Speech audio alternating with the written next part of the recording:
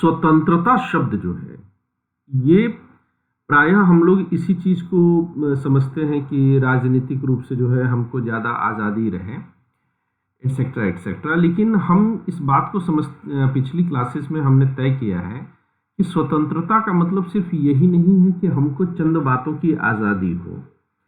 स्वतंत्रता उससे कहीं ज्यादा जो है, मैं फिर से जो है पुरानी क्लास को दोहरा लेता हूं कि स्वतंत्रता शब्द जो है वह केवल राजनीतिक आजादी भर नहीं है या राजनीतिक स्वतंत्रता भर नहीं है। मैं इसको ऐसे लिख दे रहा हूं क्योंकि कॉमन लैंग्वेज जो है, राजनीतिक आजादी मात्र नहीं है कि हम आजाद हो गए। तो आजादी के बाद से बहुत सारे लोगों ने कहा जैसे कि जयप्रकाश नारायण हो, राम मनोहर लोहिया हो, तो उन लोगों ने कहा कि यह आजादी कंप्लीट आजादी नहीं है, यह आजादी आधी अधूरी आजादी है, हमको मुकम्मल आजादी अभी पाना बाकी है। लेकिन आजादी के पहले भी 1929 में, इन 1929, बहुत पहले की बात है, लाहौर में सुभाष चंद्र बोस ने अपना एक भाषण दिया था।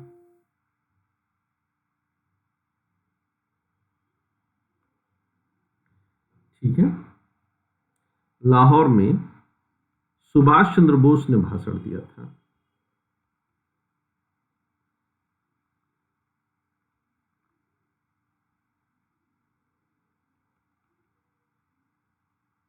और सुभाष चंद्र बोस के उस भाषण में उन्होंने कहा है कि यदि हम, वो सुभाष चंद्र बोस का स्टेटमेंट मैं आप लोग को पढ़ करके सुना रहा हूं क्लास 11 की। पर परवेज में एक चीज जानना चाहता हूं कि जब ग्रुप में आकांक्षा ने अपेक्षा की थी कि उनको एनसीईआरटी का जो है वो मजमून भेज दीजिए, तो आप लोग रिप्लाई, अच्छा आज आप थे ही नहीं। Yes sir. पर आकांक्षा ने तो शायद कल कहा था, 24 घंटे से ऊपर हो गया है सर। उस टाइम मेरे पास क्योंकि इतना इंटरनेट नहीं था, मैं बाहर था, उतना इंटरनेट है ताकि मैं डाउनलोड कर सकूं उस चीज को। फिर से भेज देना, क्लास 11 की जो है राजनीतिक सिद्धांत पे भेज देना। तो ठीक है। हाँ, वो भेज देना ताकि आपस में मिलजुल करके तैयारी करो। तुम लोग की पढ़ाई बहुत ढीली पड़ गई है इस समय, और वो कमजोरी जो है आप लोग के आंसर के रिस्पांस करने में, बातचीत में हर जगह नजर आ रही है। और मुझे लगता है कि अनुज और अफसाना, ये दोनों लोग जब से कमजोर हुए हैं तब से जो है सभी की पढ़ाई जो है, मतलब ये दोनों आ नहीं रहे थे तो बाकी सबकी पढ़ाई डावाडोल हुई है। शायद कुछ लोग भुलावे में आ गए हैं कि वो बहुत तेजी खां हैं। सुभाष चंद्र बोस लिखते हैं, कहते हैं, उनका भाषण है, उस भाषण में कहते हैं कि यदि हम विचारों में क्रांति लाना चाहते हैं तो सबसे पहले हमारे सामने एक ऐसा आदर्श होना चाहिए जो हमारे पूरे जीवन को एक उमंग से भर दे। यह आदर्श स्वतंत्रता का है। लेकिन स्वतंत्रता एक ऐसा शब्द है जिसके बहुत सारे अर्थ हैं। हमारे देश में भी स्वतंत्रता की अवधारणा विकास की एक प्रक्रिया से गुजरी है, यानी कि स्वतंत्रता की अवधारणा बनी नहीं है, विकसित की गई है। पहले कुछ रहा होगा, चंद चीजें रही होंगी, और धीरे धीरे स्वतंत्रता की ये परिभाषा या जो उसका तात्पर्य है वो धीरे धीरे डेवलप करता है। सुभाष चंद्र बोस यहीं पर लिखते हैं, कहते हैं कि स्वतंत्रता से, जब यह स्वतंत्रता शब्द का प्रयोग करते हैं तो स्वतंत्रता से यह सर्वांगीण स्वतंत्रता, यानी कि हर प्रकार की स्वतंत्रता को जो है शामिल करते हैं। यह बहुत इंपॉर्टेंट है, खासतौर से आप लोग के एस्से वाले चैप्टर के लिए, और एथिक्स में भी इसकी जरूरत पड़ेगी। तो कहते हैं कि सर्वांगीण स्वतंत्रता की आवश्यकता है। तो सर्वांगीण स्वतंत्रता से क्या तात्पर्य है कि कहते हैं कि जहां व्यक्ति और ये सर्वांगीण स्वतंत्रता किसकी है?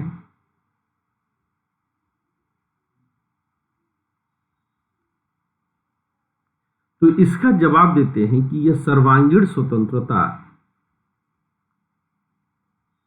कहते हैं कि व्यक्ति की हो, यानी कि व्यक्तिगत स्तर पर भी हो, और समाज की भी हो। अब देखिए, दो डायमेंशन इन्होंने अपनी इस बात में शामिल किया कि एक तरफ इंडिविजुअल भी हो, लेकिन हमारी आजादी इस तरह से नहीं होनी चाहिए कि हम किसी और की आजादी को छीन लें। तो व्यक्ति की भी आजादी हो और समाज की भी, दोनों की आजादी हो। दूसरे स्तर पर अगर इसको हम कहें तो कहते हैं कि अमीर की भी हो और गरीब की भी हो। यानी कि अब ये केवल राजनीतिक नहीं बात कर रहे हैं। ये जो पहला जो इन्होंने कहा, ये कौन सा डायमेंशन लेता है? यह सामाजिक आयाम को लेकर है। कौन सा आयाम है? सामाजिक आयाम है।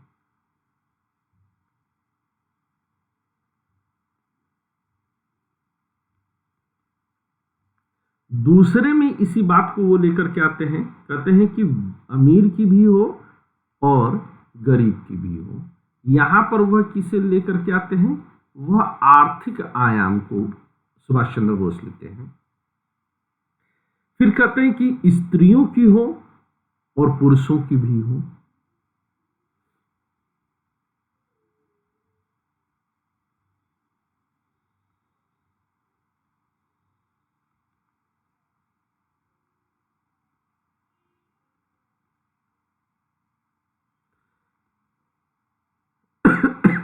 तो यह कौन सा आयाम बना?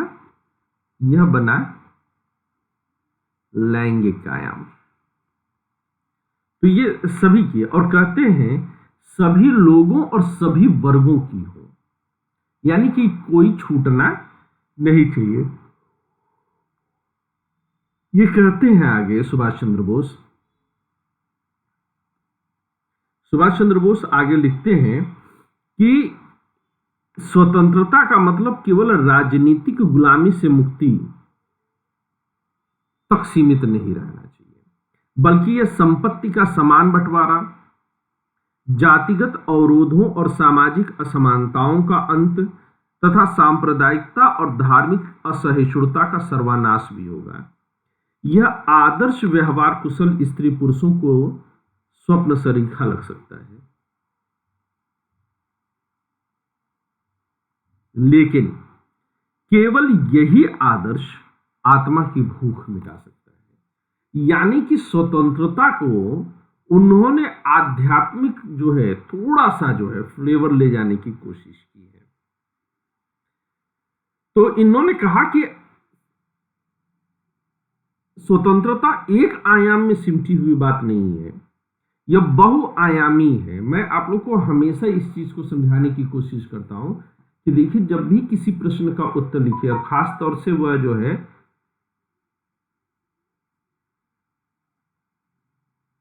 सामाजिक मुद्दों से जुड़ा हुआ प्रश्न हो, तो हमेशा उसे बहुआयामी बनाने की कोशिश करिए, मल्टी डायमेंशनल समझने की कोशिश करिए। जितना ज्यादा डायमेंशंस आप जोड़ते चले जाएंगे, उतना ज्यादा आपको मजा आता चला जाएगा। यहीं पर ये कहते हैं, एनसीईआरटी आपकी कहती है, सुभाष चंद्र बोस को छोड़ देते हैं, कहती है कि जब तक हम एक दूसरे के विचारों का सम्मान करें और दूसरे पर अपने विचार थोपने का प्रयास ना करें, तब तक हम आजादी के साथ और न्यूनतम प्रतिबंधों के साथ रहने में सक्षम रहेंगे। आदर्श रूप में एक मुक्त समाज में हमें अपने विचारों को बनाए रखने, जीने के अपने तरीके विकसित करने और अपनी इच्छाओं का पालन करने में समर्थ होना चाहिए। तो ये स्वतंत्रता सिर्फ अपने ही स्तर पर नहीं कि हम अपनी मर्जी की चीजें कर सकें, बल्कि अपनी मर्जी के साथ साथ हम दूसरों की मर्जी को भी उतना ही सम्मान दें, उतना ही महत्व दें। यानी कि स्वतंत्रता केवल इनकमिंग भर नहीं है, स्वतंत्रता आउटगोइंग भी है। लेकिन ये कह रहे हैं कि अगर हम जो है इस तरह से मान लें कि स्वतंत्रता व्यक्ति के साथ साथ समाज में सबके लिए जरूरी है, तो जाहिर सी बात है कि स्वतंत्रता कभी भी असीमित नहीं हो सकती है। क्योंकि मैं अगर असीमित स्वतंत्रता का उपभोग करूंगा तो वह किसी और की स्वतंत्रता से जाकर के टकरा जाएगा। तो कहते नहीं साहब ये नहीं चलेगा। तो कहते हैं कि फिर क्या होना चाहिए? तो ये कहते हैं कि स्वतंत्रता ऐसी दशा में कैसी होनी चाहिए? स्वतंत्रता असीमित न हो,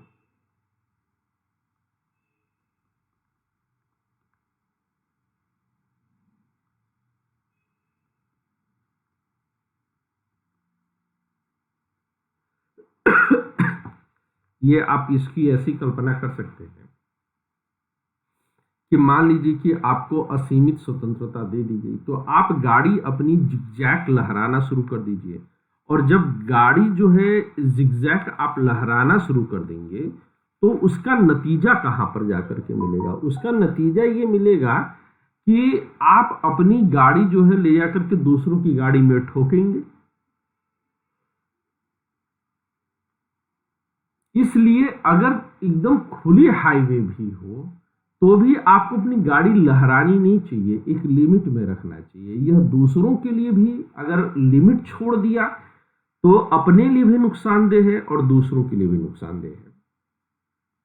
अब उत्तर प्रदेश में जिस पूर्वांचल एक्सप्रेसवे के बारे में मैं बात कर रहा हूं, वहां पर बिहार से कुछ लड़के आ रहे थे और जब उन्होंने देखा कि इतनी बढ़िया सड़क है, चलने वाला ही कोई नहीं है, तो बेचारे अपना कंट्रोल लूज कर गए और 300 की रफ्तार को पार कर गए। आप सोचिए 300 की रफ्तार, बीएमडब्ल्यू कार थी। और सड़क के किनारे एक जो है मिनी ट्रक लगा हुआ था और इन लोगों ने गाड़ी ले जाकर के उसमें ठोक दी। गाड़ी के कई टुकड़े होकर के हवा में उछल गए क्योंकि इंपैक्ट इतना ज्यादा था। बीएमडब्ल्यू जबकि one of the safest car मानी जाती है। रीजन क्या है कि उन्होंने अपनी स्वतंत्रता के लिए कोई सीमा नहीं मानी, असीमित होने गए, तो उनको भी नुकसान कर गया और बाकियों को भी नुकसान किया वो। तो स्वतंत्रता के साथ कुछ प्रतिबंध होने चाहिए। स्वतंत्रता कैसी होनी चाहिए? कुछ निश्चित प्रतिबंधों के साथ होनी चाहिए।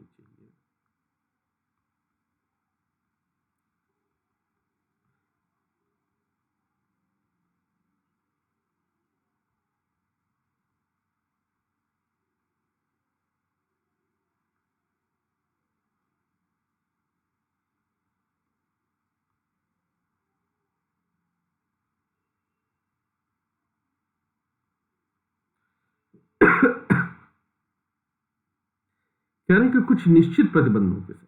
अब ये प्रतिबंध निश्चित शब्द का प्रयोग मैंने क्यों किया? क्योंकि मनमाना अगर प्रतिबंध लगा दिए तो स्वतंत्रता समाप्त हो जाएगी, और प्रतिबंध बिल्कुल नहीं लगा दिए तो भी स्वतंत्रता का उपभोग संभव नहीं है।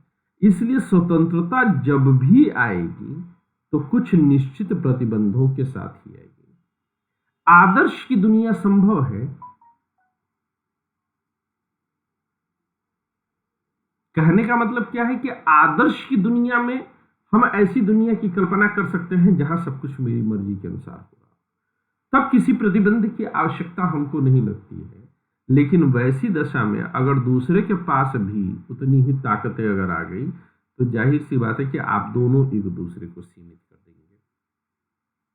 तो प्रतिबंध तो होना चाहिए, लेकिन प्रतिबंध एक लिमिट में होना चाहिए।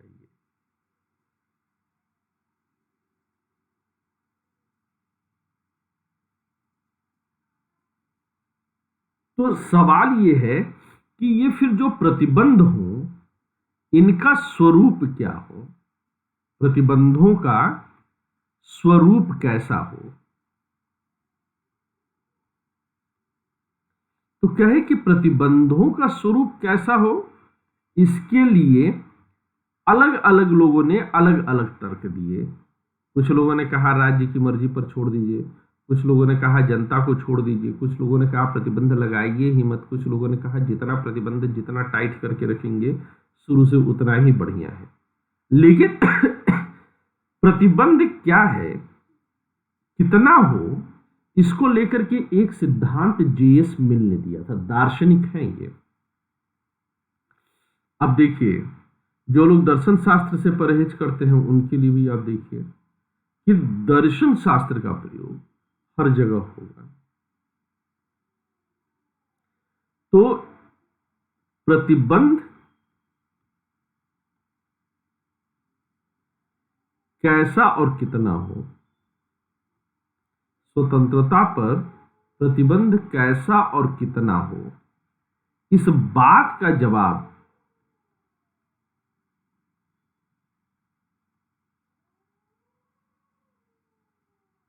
और क्यों हो,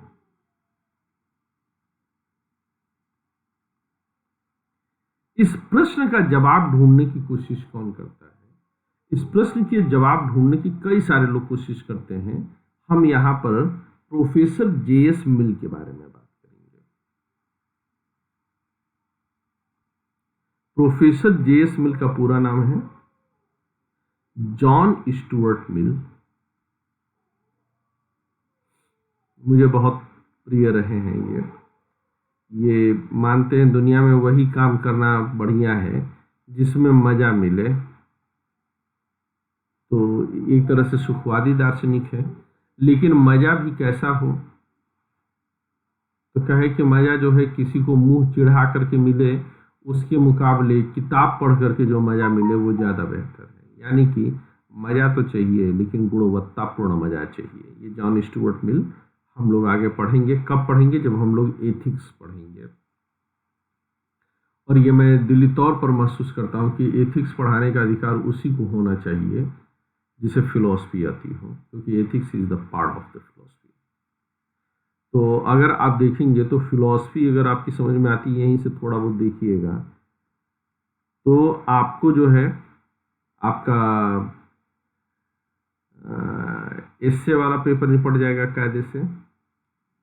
इसके अलावा आपका एथिक्स वाला पेपर निपट जाएगा कायदे से। इसके अलावा ऑप्शनल के 2 पेपर निपट जाएंगे। यानी अगर देखा जाए तो केवल यहीं से जो है आपका 1000 नंबर निपट जाता है 1750 में से। इतना आप किसी और सब्जेक्ट के साथ उम्मीद नहीं कर सकते हैं। फिर जो है जीएस पेपर 2, वो भी आपका फिलॉसफी से जो है काफ़ी कुछ हिस्सा मिलेगा, खासतौर से जब सोशल जस्टिस पर आएंगे या पॉलिटी को भी समझने के लिए ज़रूरत है। इसके अलावा पेपर 1 में भी अगर आप जाएंगे तो पेपर 1 में आपका जो हिस्सा है इंडियन सोसाइटी वो कम्प्लीटली फिलॉसफी बेस्ड है, क्योंकि बुद्ध का दर्शन वगैरह जब पूछेगा तो आपको फिलॉसफी मदद करेगी। इसके अलावा थर्ड पेपर में भी जहाँ पर इकोनॉमी के बारे में बात हो रही है वहाँ पर भी थोड़ा बहुत, हालांकि बहुत कम होता है, इसको आप निगलेक्ट कर देंगे तो भी चल जाएगा। यानी कि कुल मिलाकर के तकरीबन 1200 नंबर आपके डील होते हैं फिलॉसफी से मेंस में। और अगर फिलॉसफी कायदे से पढ़ ली तो आपको जो है अगर 1200 में से कुछ नहीं तो 400 भी नंबर मिल जाता है तो आपको मेरिट के करीब ले जाकर के खड़ा कर देगा। इसीलिए जब मैंने आप लोगों से बात की थी तो PSIR छोड़ करके मैंने आप लोग के लिए फिलॉसफी पढ़ानी शुरू की थी।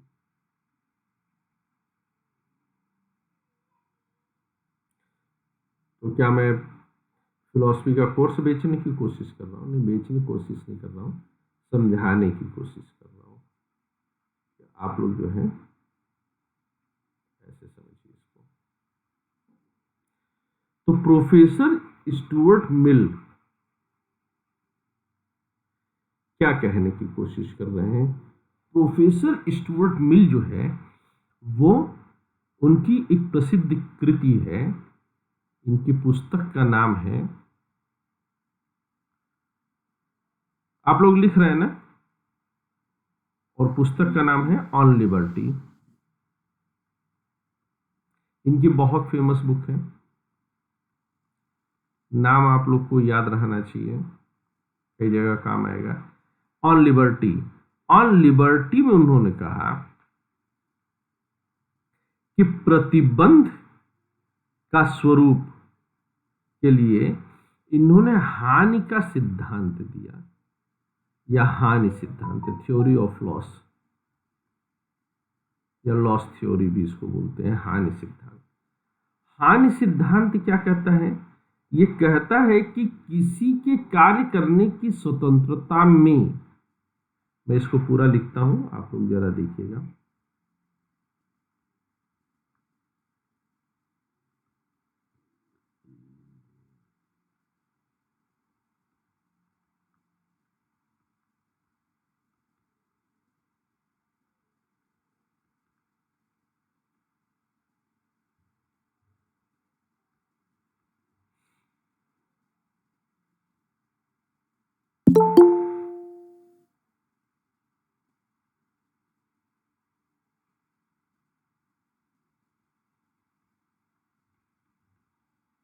व्यक्तिगत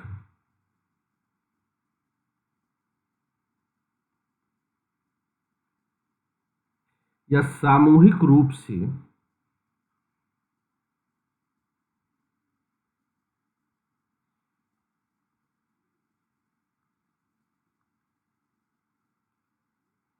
हस्तक्षेप करने का इकलौता लक्ष्य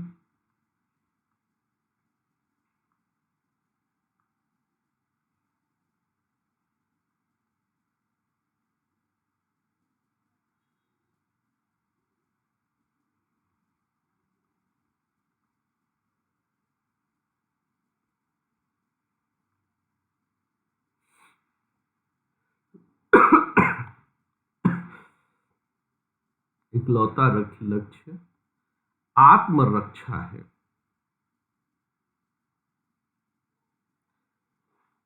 सभ्य समाज के किसी सदस्य को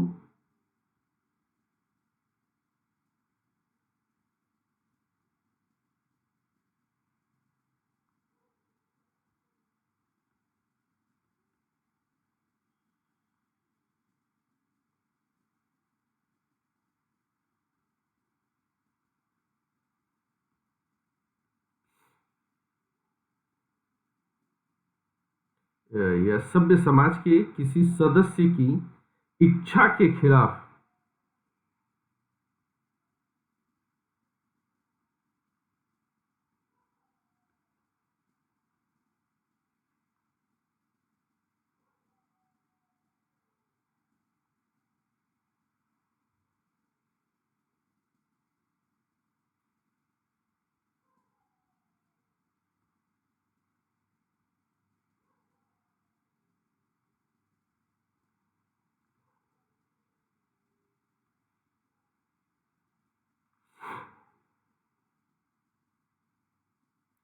शक्ति के औचित्यपूर्ण प्रयोग का एकमात्र उद्देश्य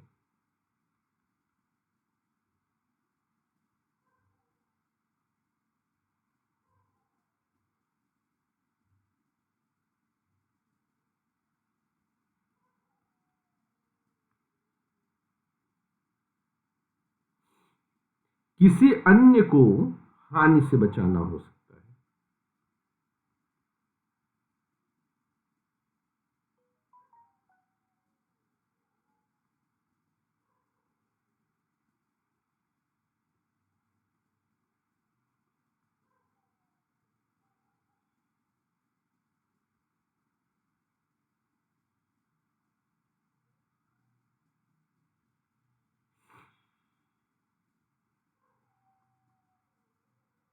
क्लियर है ये बात? पढ़ करके देखिए, हानि सिद्धांत क्या है, ये समझ में आया? मैं इसको थोड़ा सा शॉर्ट कर दे रहा हूं, अगर समझ में आया तो बताइएगा आप लोग कि समझ में आया। नहीं आया तो कौन सा बिंदु आपको डिस्टर्ब कर रहा है ये बताइएगा।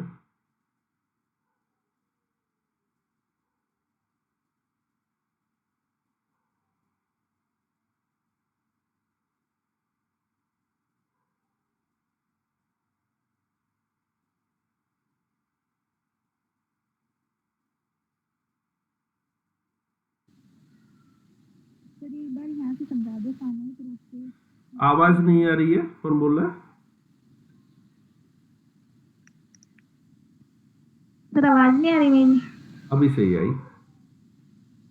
यहाँ से सामूहिक रूप से हस्तक्षेप में करने का इकलौता लक्ष्य आत्मरक्षा है। हाँ, यहाँ से तो समझना मतलब है। ये है कि बचाव है। मैं अपनी स्वतंत्रता का उपभोग इस तरह से ना करूं, मैं गाड़ी को बहुत जिगजैग चलाऊंगा तो दूसरों को नुकसान पहुंच सकता है ना। जी तो मैं चला रहा हूं तो और आपको लगता है कि मैं आपको नुकसान पहुंचा सकता हूं, तो फिर आपके पास ये अधिकार होगा कि आप मेरी जो है स्वतंत्रता को सीमित कर दीजिए।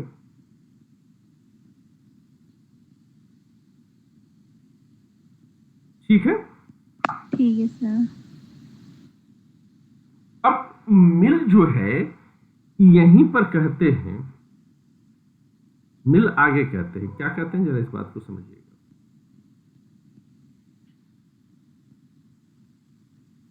मिल कहते कि जो कार्य होते हैं, मनुष्य अपने जीवन में जो कार्य करता है, ये कार्य को दो प्रकार हम मान सकते हैं। कई तरह से कार्य को बांटा जा सकता है। मिल एक तरह से इसको दो भागों में बांटते हैं। एक को वो कहते हैं कि स्वसंबद्ध कार्य होते हैं। कौन से कार्य हैं? स्वसंबद्ध कार्य हैं।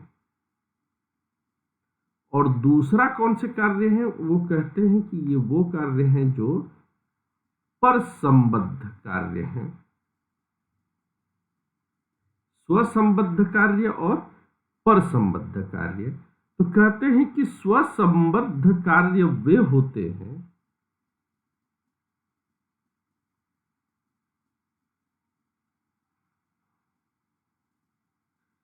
जिनके प्रभाव केवल इन कार्यों को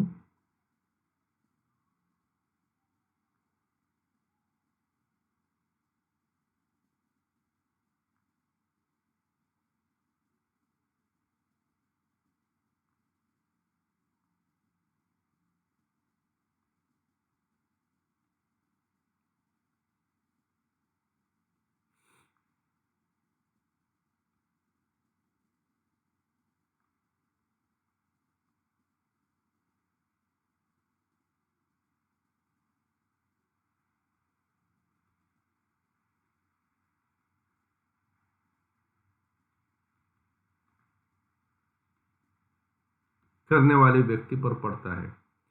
जबकि परसंबद्ध कार्य कौन से हैं? तो कहते हैं कि परसंबद्ध कार्य जो है, हम ऐसे कार्यों को कहेंगे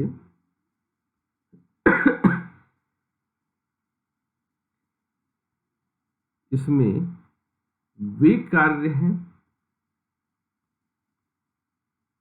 जो कर्ता के अलावा,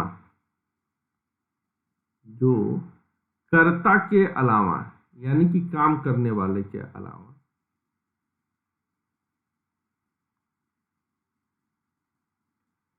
बाकी लोगों पर भी प्रभाव डालते हैं।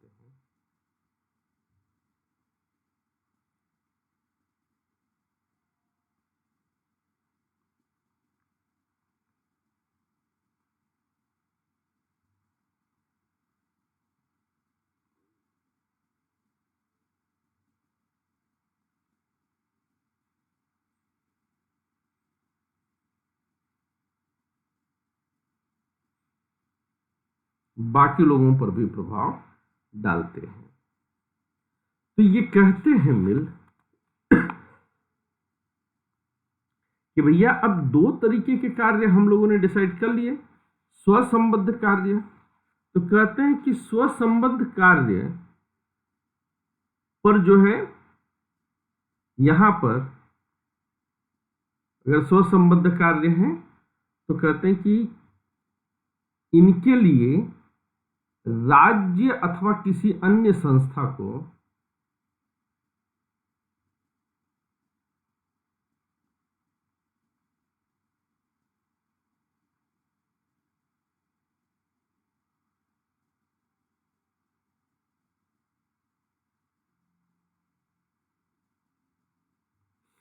हस्तक्षेप करने की जरूरत नहीं है।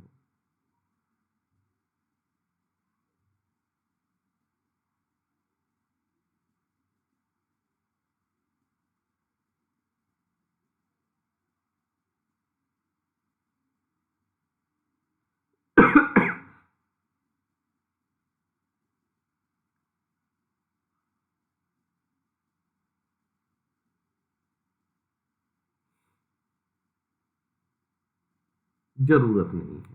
कहते हैं ऐसा क्यों है? तो कहते हैं कि स्वसंबद्ध कार्य ऐसे कार्य हैं कि यह मेरा काम है, जैसे मैं मन चाहूं वैसे करूं। अगर यह आपके ऊपर असर नहीं डाल रहा है तो भैया आपको क्या मतलब है कि मैं इसको कैसे कर रहा हूं और कैसे नहीं कर रहा हूं। अक्सर करके हम लोग कोई काम करते तो हम कोई और आकर के टोकता तो हम कहते भैया इससे तुम्हारा क्या मतलब है, तुम क्यों बीच में टांग अड़ा रहे हो। तो स्वसंबद्ध कार्य ऐसे हैं जिससे किसी का कोई मतलब नहीं, सिर्फ मुझे से मेरा मतलब है। जैसे मैं खाना कैसे खाता हूं, चम्मच से खाता हूं, मैं हाथ से उठा करके खाता हूं, मैं दाल चावल को आपस में पूरा जो है सान करके खाता हूं कि मैं पहले चावल खा करके फिर ऊपर से दाल पी करके जो है मैं कर रहा हूं। इससे किसी को दुनिया को क्या लेना, मैं किस तरह का कपड़ा पहनता हूं इसको किसी से क्या लेना देना। तुम अपना काम रखना भाई। तो ये वो कार्य हैं जो सिर्फ मेरे ऊपर असर डालते हैं।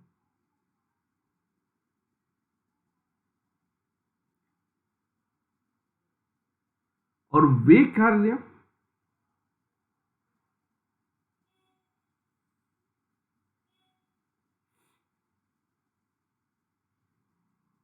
जो कि दूसरों को कुछ हानि पहुंचा रहे हैं, तो इसमें किसी न किसी बाहरी सत्ता को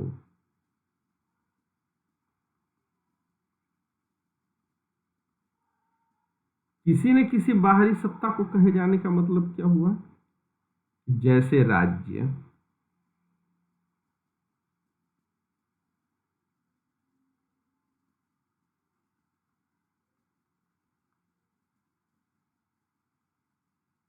हस्तक्षेप करना चाहिए।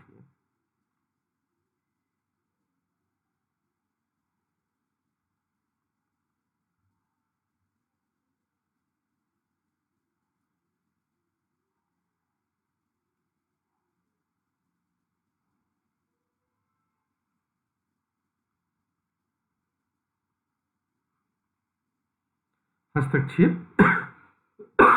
यहां पर करना चाहिए,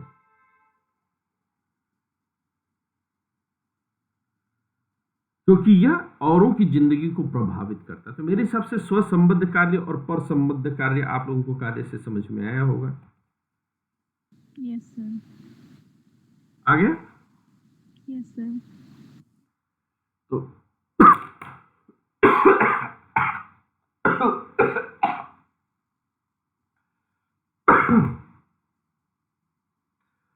मैं आज क्लास अब नहीं और लूंगा, है ना, क्योंकि बोलने में तकलीफ हो जा रही है। तो आप लोग जो है पिछले जो है क्लासेस के जो है आंसर राइटिंग को पूरा करिए, और कल से जो है आप लोग ये आपका जो चैप्टर बचता है इकोनॉमी जो शुरू हो रही है, तो उसका आनंद लीजिए। कल रात से जो है फिलॉसफी पर मैं क्लास शुरू करूंगा, ठीक है? All done guys.